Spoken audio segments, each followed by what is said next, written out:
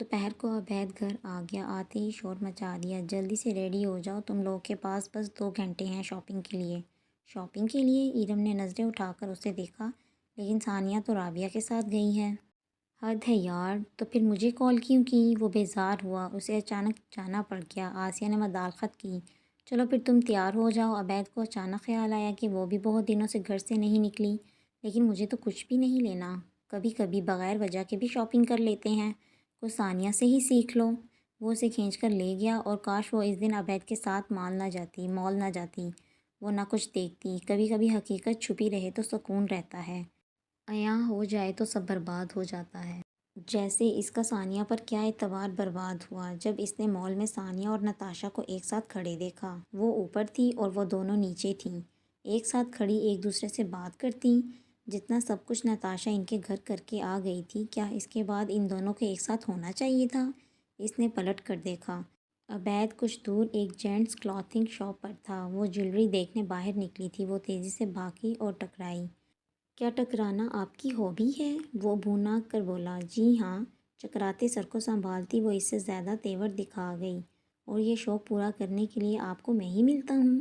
ارے آپ ہیں کون؟ خواہ مخواہ فری ہونے کی ضرورت نہیں۔ وہ غصے سے لتھا کر بنا اسی طرف دیکھے بھاگی، مگر اس نے دیکھ لیا تھا اور پہچان بھی۔ وہ عبید کو کھینچتی ہوئی وہاں تک لائی۔ وہ پوچھتا رہ گیا، مگر اب وہ دونوں وہاں نہیں تھیں۔ میں نے ابھی دیکھا، ثانیہ اور نتاشا ایک ساتھ تھیں۔ یار کیسے ممکن ہے؟ تمہیں غلط فہمی ہوئی ہوگی۔ پھر بھی ایرم کی تسلی کے لیے وہ اس کے ساتھ نیچے تک گیا۔ ثانیہ کو کال بھی کی، مگر اس نے کال نہیں اٹھائی۔ ایرم کو چپ سی لگ گئی، اس کا موڈ بہت خراب تھا۔ بس گھر چلو عبید، وہ بیزار سی ہو گئی۔ ان کے گھر پہنچنے سے پہلے ہی ثانیہ واپس آ گئی تھی، انہیں دیکھتے ہی لڑنے لگی۔ یہ کیا، اکیلے شاپنگ کے لیے نکل گئے؟ میں نے کہا تھا کہ مجھے بھی شاپنگ کرنی ہے۔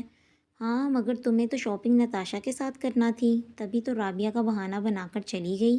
ایرم پھٹ پڑی، یہ اس کا انداز تھا نہ طریقہ۔ کیا کہہ رہی ہو؟ ثانیہ بوکھلا گئی۔ اب تم جھوٹ نہیں بول سکتی، میں نے تمہیں خود اپنی آنکھوں سے نتاشا کے ساتھ دیکھا ہے۔ وہ اتنے زور سے چلائی کہ توفیق اور آسیہ گھبرا کر وہاں آ گئے۔ یہ مجھ سے کس لہجے میں بات کر رہی ہو؟ جو تم ڈیزرو کرتی ہو۔ ایرم آرام سے، عبید کو ٹوکنا پڑا۔ کیا آرام سے؟ جو لڑکی میرے گھر آ کر اتنا تماشا کر گئی، میرے کردار پر اتنے الزام لگا گئی، تم اس کے ساتھ شاپنگ کرتی پھر رہی ہو؟ مگر ثانیہ تو رابعہ کے ساتھ گئی تھی۔ آسیہ حیران پریشان ثانیہ کو دیکھنے لگی، جس کا چہرہ ضبط سے سرخ ہو رہا تھا۔ جھوٹ بول کر گئی تھی، اور جو کچھ میں دیکھ کر آئی ہوں، اور یہ ثابت کرنے کے لیے کافی ہے کہ اس دن نتاشا کو ثانیہ نے بلایا تھا، ورنہ جو لڑکی پہلے کبھی میرے گھر نہیں آئی، وہ عین میری منگنی کے دن وہاں کیوں پہنچی؟ وسیم کے نام پر تم نے مجھے پرفیوم گفٹ کیا، اس سے ملاقات کے لیے چھت پر بھیجا۔ تم میرے ساتھ کیا کرنا چاہ رہی تھی ثانیہ؟ وہ مٹھیاں بھینچ کر چلا رہی تھی۔ توفیق نے بے اختیار ایرم کو اپنے ساتھ لگا لیا۔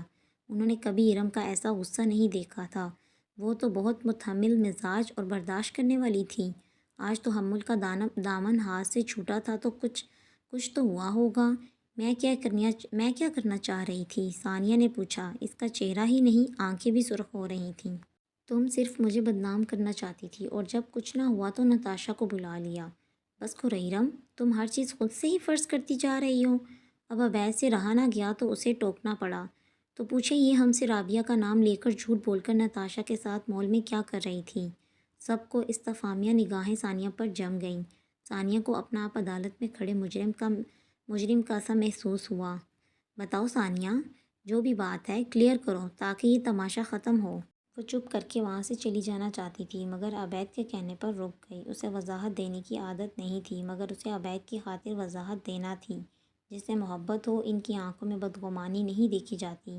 میں پہلے سے جانتی ہوں ایرم، تم میرے اور عبید کے رشتے کے خلاف ہو، کچھ بھی کر کے مجھے عبید کی نظروں سے گرانا چاہتی ہو، اور اللہ نے تمہیں وہ موقع دے دیا۔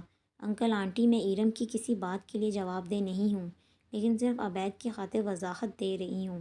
وہ ایک لمحے کو چپ ہوئی۔ ایرم اسی طرح اسے گھورتی رہی۔ مجھے اس طرح دیکھنا بند کرو۔ ثانیہ کو غصہ آ گیا۔ ڈاکٹر کی اپائنٹمنٹ کینسل ہوئی تو میں رابعہ کے ساتھ مال چلی گئی۔ اسے اپنے بچوں کے لیے کچھ چیزیں خریدنا تھی۔ مجھے وہاں نتاشا مل گئی۔ میں اس سے بس یہ پوچھنے کھڑی ہو گئی کہ اس نے ایسا کیوں کیا، اور اسی بات پر ہمارا جھگڑا ہو گیا، تو مجھے سب چھوڑ کر گھر واپس آنا تھا، صرف اس لیے کہ تم مجھے اس گھر میں برداشت ہی نہیں کر سکتی۔ میں کتنی بھی کوشش کر لوں تم لوگوں کے لیے پرائی ہی رہوں گی۔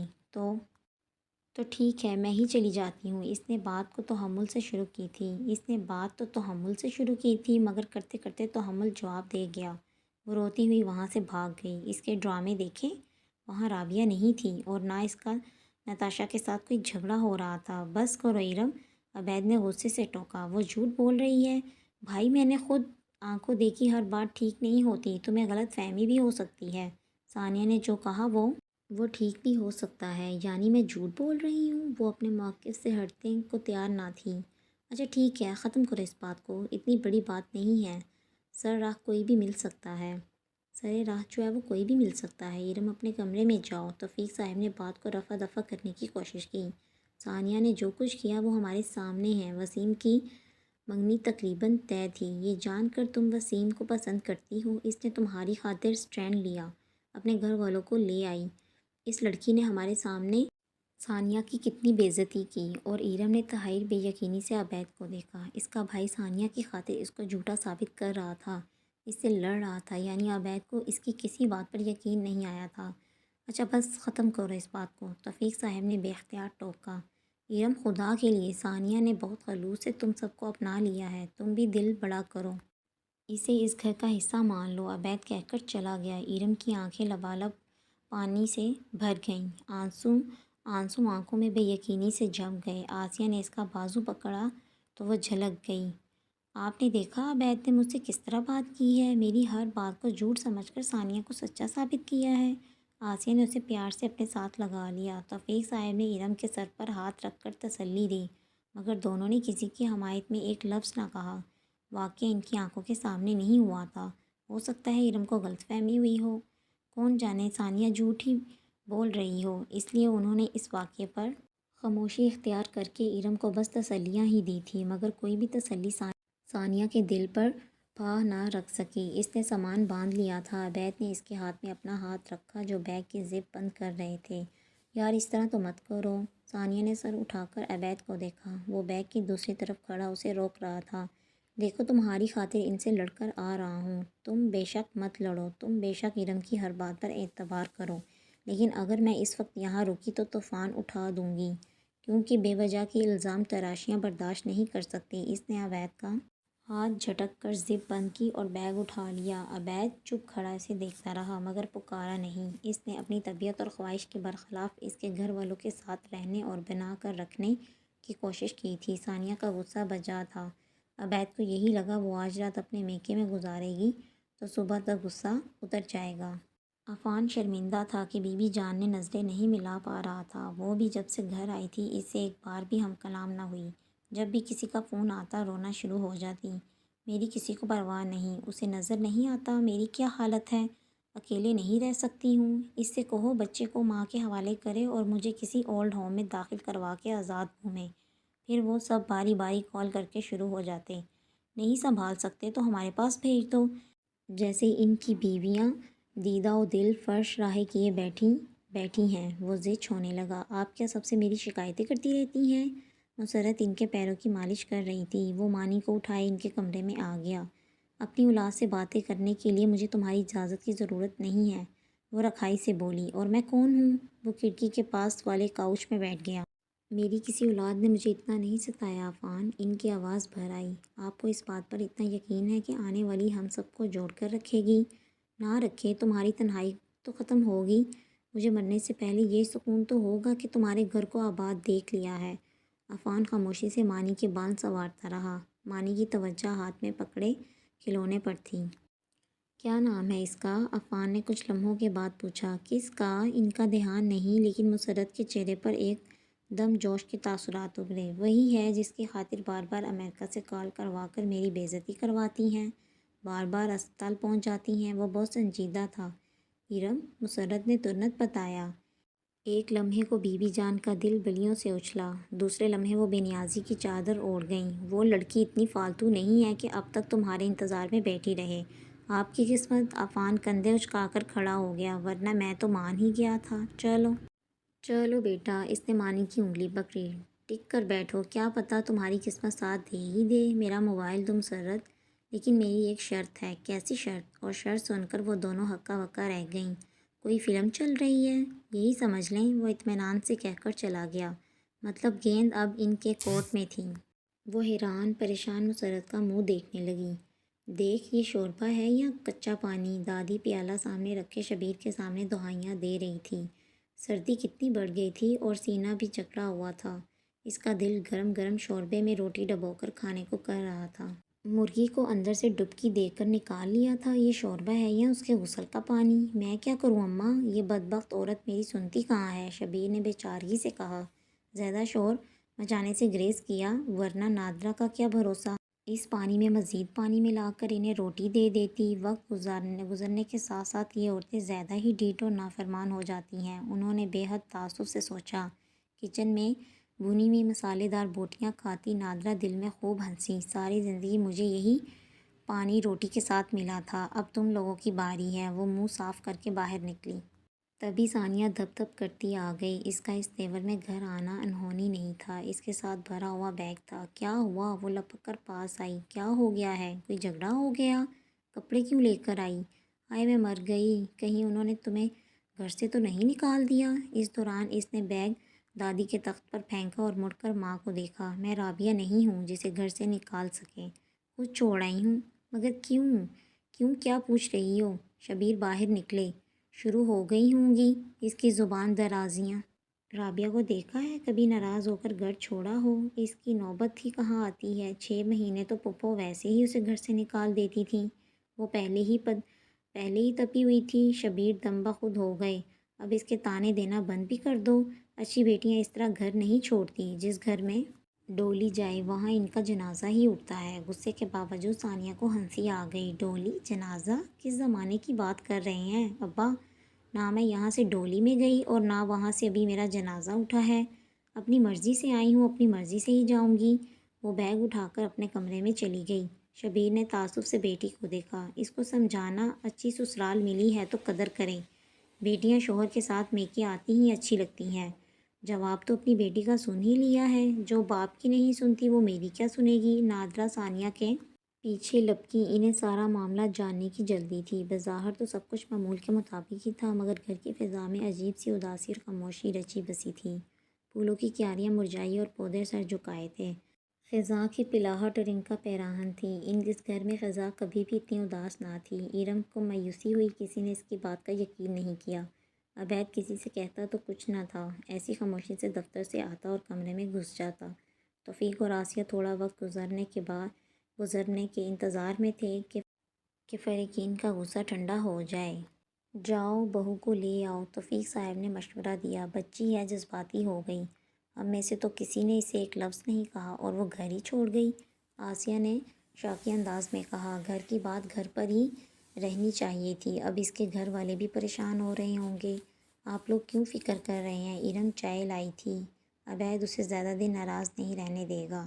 اس کا لہجہ پھیکا اور بجھا ہوا تھا۔ اس گھر میں پہلا جھگڑا اس کی وجہ سے ہو گیا، لیکن وہ جب سوچتی اسے اپنی بات ٹھیک ہی لگتی ہے۔ عبید تو اپنی بہن کو بھی زیادہ دن ناراض نہیں دیکھ سکتا۔ وہ اندر داخل ہوا۔ ارم خاموشی سے چائے نکالنے لگی۔ مجھے بھی دے دینا۔ وہ توفیق صاحب کے پاس بیٹھ گیا۔ ارم نے ہاتھ میں پکڑا کپ اس کی طرف بڑھا دیا۔ جاؤ ثانیہ کو بھی لے آؤ، آسیہ نے کہا۔ آ جائے گی، کیوں فکر کرتے ہیں؟ آئے گی، لیکن پہلے خوب نخرے دکھائے گی، ارم نے تعصب سے سوچا، مگر کہنے سے گریز ہی کیا۔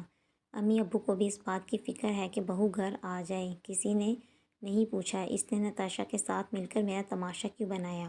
گھر والوں کے رویے وہ دل برداشتہ تھی، جسے لوگ اس کا وہم قرار دے رہے تھے، اسے وہ اب بھی حقیقت ہی لگتی۔ ٹھنڈ کی وجہ سے دادی کو کمرے میں شفٹ کرنا پڑا، گویا قید تنہائی ہی نصیب ہو گئی۔ گھر کا کوئی بھی فرد جلدی کمرے میں جھانکتا ہی نہیں تھا۔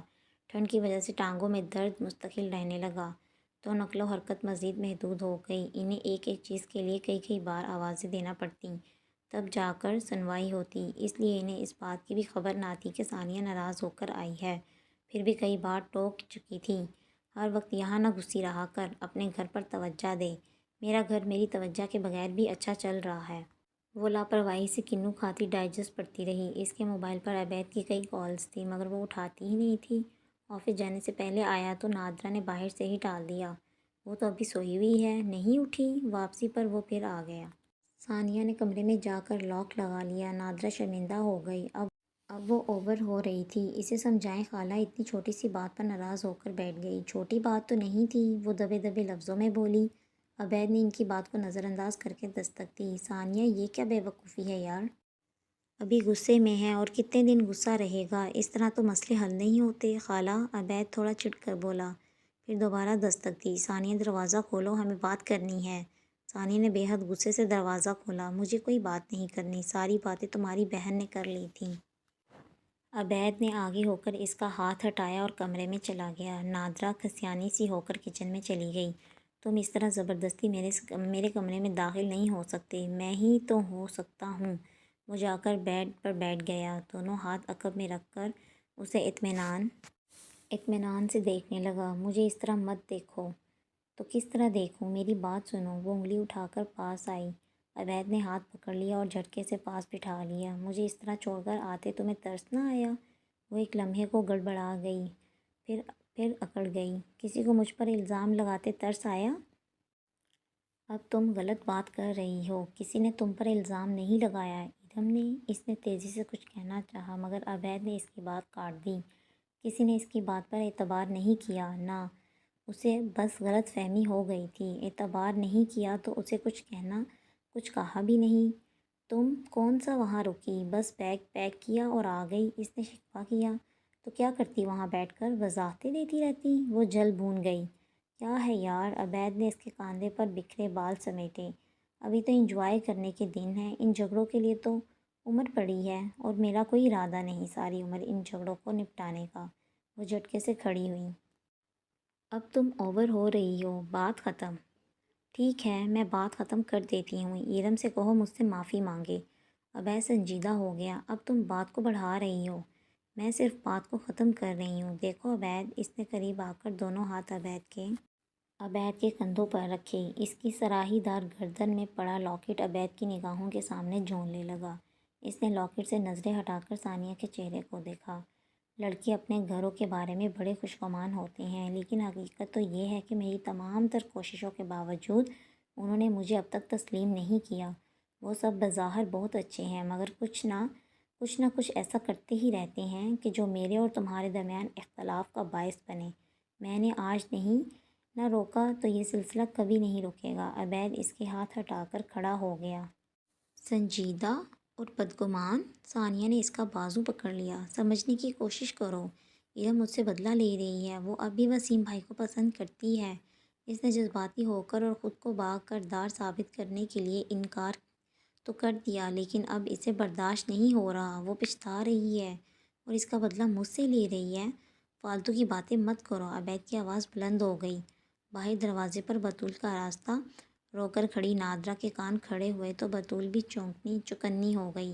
کوئی تو بات تھی جو نادرہ اسے اندر بلانے کی بجائے دروازے سے ٹرخا رہی تھی۔ میں نے کہا نا بعد میں آ جانا، سالن بنا رہی ہوں۔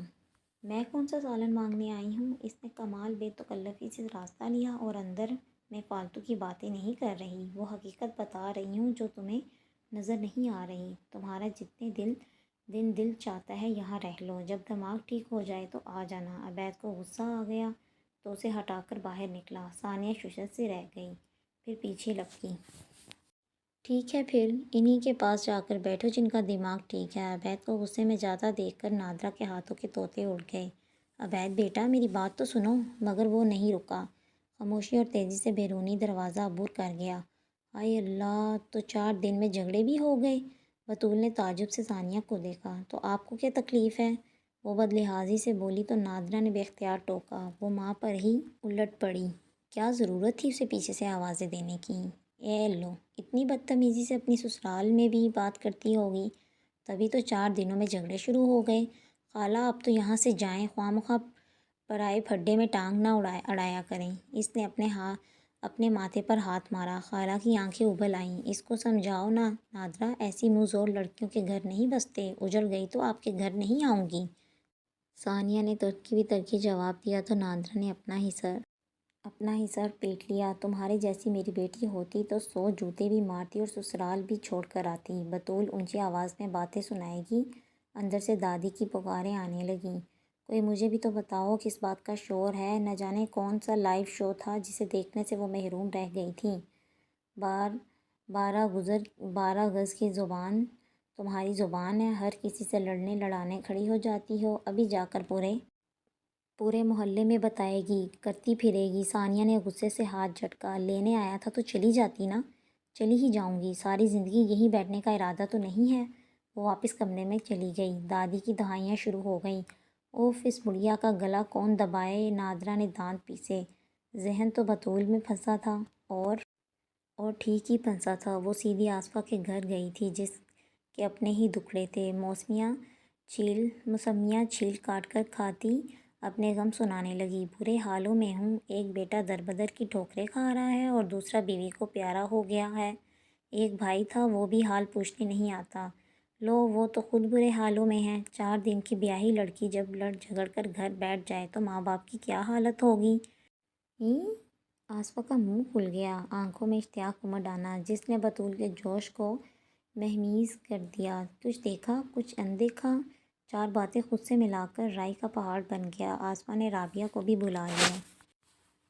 آ جاؤ، تم بھی سن لو اپنی بہن کے کرتوت۔ رابعہ کی رنگت پھیکی پڑ گئی۔ رابعہ نے کہا، اور تم نے فون کھڑکا دیا؟ اندازہ بھی ہے اس ایرم نے کیسے ثانیہ کا جینا حرام کیا ہوا ہے؟ ثانیہ اپنے لیے ناشتہ بنا رہی تھی، جب نادرا کی آواز کانوں میں پڑی۔ اسے اندازہ ہو گیا رابعہ کس کو کال کر سکتی ہے، وسیم کی کال۔ اور صبح صبح ثانیہ نے چولہا بند کیا اور دروازے پر آ کر کھڑی ہو گئی۔ نادرا دادی کے تخت پر بیٹھی کہہ رہی تھی، اس کا منصوبہ جو ناکام ہو گیا، اس نے تو سوچا تھا کہ انکار کے بعد تم اس کے پیچھے پاگل ہو رہے ہوگے۔ جب ایسا نہیں ہوا تو سارا غصہ ثانیہ پر نکالنے لگی۔ ثانیہ نے آنکھیں پھیلا کر ماں کو دیکھا۔ یہ تو کوئی بات نہ ہوئی، میں اب ایسے بات کروں گا۔ ثانیہ نے دونوں ہاتھ ہلا کر منع کیا، اس کی ضرورت نہیں، خواہ مخواہ بات بگڑے گی۔ عبید کو سب پتہ ہے اور اس نے وعدہ کیا ہے کہ وہ سب ٹھیک کر لے گا۔ انہوں نے جلدی سے تسلی کروائی۔ اچھی بات ہے، ورنہ مجھے بتائیے کہ میں خود بات کر لوں گا۔ ٹھیک ہے۔ نادرا نے جلدی سے کال کاٹ کر خوف سے ثانیہ کو دیکھا۔ سارے زمانے میں ڈھول بج گیا ہے، اب تو چلی جاؤ۔ رابعہ کو کیا ضرورت تھی وسیم کو بتانے کی؟ اور یہ آپ ایرم کے بارے میں کیا کہہ رہی تھی؟ اچھا ہے نا، اس کے دل میں کوئی تھوڑا سا بھی ایرم کا خیال ہوگا تو نکل جائے گا۔ یہ صبح سے دادی کی آواز نہیں آئی؟ ثانیہ کو اچانک خیال آیا تو بند دروازے کو دیکھا۔ اوئی ماں، میں تو بھول گئی، اس کو تو صبح کی چائے نہیں دی۔ نادرا نے سر پر ہاتھ مارا۔ جا دیکھ، باتھ روم لے کر جا، میں چائے بناتی ہوں۔ ثانیہ نے جا کر دروازہ کھولا۔ بند کمرے میں نیم تاریکی، سیلن اور ناگوار سی بو تھی۔ ثانیہ کو خیال آیا کہ اس نے تو کل سے دادی کا کمرہ جو ہے وہ ٹھیک ہی نہیں کیا اور نہ ہی صاف کیا۔ چہرے کی جھریوں میں آنسوں کی ندیاں رواں تھیں، گندمی رنگت سیاہی مائل تھی، آنکھوں میں بے بسی اور بے وقتی کا عنصر، مگر اتنا کچھ دیکھنے کے لیے وہاں رکی کہاں تھی؟ ناگوار بو محسوس ہوتے ہی سانس بند کر کے پیچھے ہٹی۔ کیا ہے دادی، آپ نے بستر گندا کر دیا؟ دادی کی بڑبڑی زدہ لب پڑپڑائے مگر بولا نہیں گیا۔ وہ خود ہی دیوار کا سہارا لے کر واش روم چلی جاتی تھی، مگر سردی میں ٹانگوں کا کڑاؤ اور درد اتنا بڑھ جاتا تھا کہ اٹھنا دشوار تھا۔ باتھ روم بھی اٹیچڈ نہیں تھا، اور یہاں تو صبح کے 11 بجے تک کسی نے جھانکا بھی نہیں تھا، ورنہ سہارے کے لیے کہہ دیتی اور آوازیں دی، مگر اتنی صبح اور سردی کی وجہ سے بستر اور کمرے کو کون چھوڑتا؟ ثانیہ نادرا کو پکارتی باہر نکل گئی۔ نادرا کی بڑبڑاہٹیں کچن سے ہی شروع ہو گئی تھیں۔ یا اللہ، اب اس زندگی کا کیا فائدہ؟ انہوں نے آہ بھری۔ کس ناگواری غصے اور بڑبڑاہٹوں کے ساتھ ان دونوں نے دادی کو صاف ستھرا کر کے باہر تخت پر بٹھایا۔ کمرے میں بکھراؤ ویسے ہی تھا۔ جب رابعہ اور شبیر چلے گئے، انہیں دیکھ کر دادی کو رونا آ گیا۔ کسی اپنے کو دیکھ کر رونا آ ہی جاتا ہے۔ وہ بیٹا تھا، اسے گھر سے نکلنے سے پہلے ماں کے کمرے میں جھانکنا چاہیے تھا۔ وہ نادرا پر برسنے لگا۔ دو عورتیں ہیں اس گھر میں، دیکھ نہیں سکتی؟ وہ صبح سے بھوکی پیاسی کمرے میں پڑی ہیں۔ مجھے تو کسی یتیم خانے میں جمع کروا دو، میرا اب اس گھر میں کوئی وارث نہیں ہے۔ دادی رونے لگی۔ جتنا ہوتا ہے کرتی ہوں نا۔ نادرا دل میں شرمندہ تھی مگر ڈٹائی اختیار کر گئی۔ شبیر مزید بولنے لگے تو ثانیہ کو غصہ آ گیا۔ بس کریں ابا، آپ کی ماں میری ماں کی ذمہ داری نہیں ہے۔ دادی کے لیے کوئی نوکرانی رکھوا دیں۔ تمہاری تو دادی ہیں، تم دیکھ لیا کرو، یہیں ہوتی ہو۔ رابعہ تڑپ کر بولی، مگر تمہارے کاغذوں میں تو کوئی بھی ایسی ذمہ داری نہیں ہے۔ ایک بوڑھا انسان بے بسی کی حالت میں پڑا ہے اور تم یہاں بیٹھ کر اس بات کا تعین کر رہی ہو کہ کون کس کی ذمہ داری ہے۔ کیا اللہ اس بات کا حساب نہیں لے گا؟ ہمارے مذہب میں ساس بہو کی ذمہ داری نہیں ہے۔ ثانیہ نے دانت پیسے۔ ہاں، وہ مذہب جو ہمسائے کے حقوق بھی بتاتا ہے، اس نے ساس کے حقوق نہیں بتائے؟ گھر میں موجود ایک بوڑھی معذور ہوتی عورت کے حقوق نہیں بتائے؟ شاید کچھ چیزیں اللہ تعالیٰ نے انسان کی فہم و فراست میں چھوڑ دی تھیں، اور ساتھ یہ بھی کہہ دیا ہے کہ بے شک انسان خسارے میں ہے۔ چلے دادی، بھینس کے آگے بین کیا بجانی، ان پر تو جیسے بڑھاپا آنا ہی نہیں ہے۔ رابعہ کے لہجے کا طنز اور غصہ حد سوا تھا۔ وہ ابھی دادی کا کمرہ سیٹ کر آئی تھی، سہارا دے کر کمرے میں لے آئی۔ شبیر بھی ساتھ تھے۔ انہوں نے کچھ کہنا چاہا، بس ان کا دماغ تیرا دماغ ہے۔ دادی نے نڈھال انداز میں شبیر کو دیکھا، پھر رابعہ کو دیکھ کر شکایت لگائی۔ اس کا فرض نہیں ہے کہ اٹھ کر پہلے ماں کے کمرے میں جھانک لے کہ اسے کسی چیز کی ضرورت تو نہیں، پر جس کو ماں کی ہی ضرورت نہیں ہے وہ کیوں دیکھے گا؟ شبیر نے شرمندگی سے گردن جھکا دی۔ ابا، دادی ٹھیک ہی تو کہہ رہی ہیں، آپ کی جنت ہے، آپ لاپرواہی برتیں گے تو کوئی اور کیوں دیکھے گا؟ دادی نے پیار سے رابعہ کو دیکھا۔ ایک ہی ہیرا ہے اس گھر میں، پھر کچھ یاد آ گیا تو سرد سی آہ بھری، یا پھر وہ آ جاتی ارم میرے وسیم کی زندگی میں تو اس کی زندگی سنور جاتی۔ رابعہ نے بھی تعصب سے سر جھٹکا۔ اس رشتے کے نہ ہونے کا اسے بھی قلق تھا۔ ارم نے بے حد حیرت سے موبائل پر آتی وسیم کی کال کو دیکھا۔ اس نے منگنی والے دن کے بعد سے کوئی رابطہ نہیں کیا تھا، تو اب کیوں؟ کیا وسیم بھائی نتاشا اور ثانیہ کی ملی بھگت کے بارے میں جانتے ہیں؟ بیل دوبارہ آنے لگی۔ اب کال کر ہی رہے ہیں تو پھر تو تم بھی سب بتا دو ارم۔ اس نے کال لے کر مدھم آواز میں سلام کیا۔ میں تو تمہیں بہت معصوم سمجھتا تھا ارم، وسیم نے چھوٹتے ہی کہا۔ انشاءاللہ میں نیکسٹ ایپیسوڈ جلدی اپلوڈ کروں گی، تب تک کے لیے اللہ حافظ، اپنا خیال رکھیے گا۔